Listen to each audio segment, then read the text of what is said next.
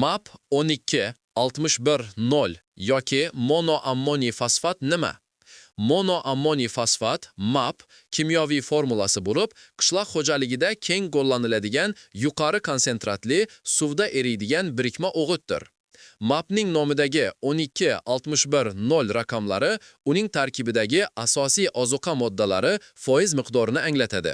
12% azot miqdori, 61% fosfor pentoksid miqdori. Bu fosforning o'g'itdagi ifodalanish shakli. 0% kaliy miqdori. MAPning asosiy afzalliklari: yuqori fosfor miqdori. Mavjud qattiq o'g'itlar orasida eng yuqori fosforga ega turlardan biridir. Suvda eruvchanligi: tez eriydi va o'simliklar tomonidan tez so'riladi. Fosforning oson ta'siri: tarkibidagi ammoniy ildiz atrofidagi tuproq qiymatini biroz pasaytiradi, bu esa fosfor va mikroelementlarning o'simlik uchun mavjudligini oshiradi.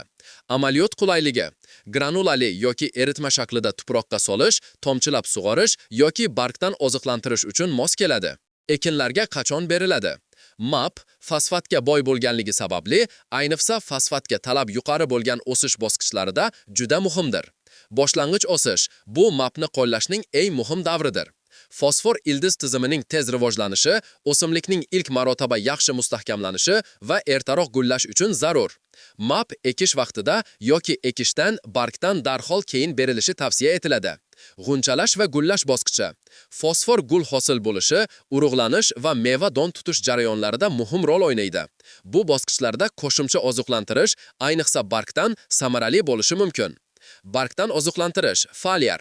O'simlikda o'tkir fosfor yetishmovchiligi kuzatilganda tezkor ta'sir ko'rsatish uchun eritma shaklida past konsentratsiyada barg orqali purkaladi.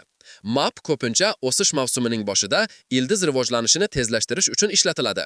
Qo'llash usullari: tomchilatib sug'orishda 1-3 kilogramm 1000 litr suvga aralashtiriladi. Bargdan purkash, foliar sprey 2-5 gram 1 litr suvga solinadi. Tuproqqa solishda esa 10-20 kilogramm 1 gektarga ekinga qarab qo'llaniladi.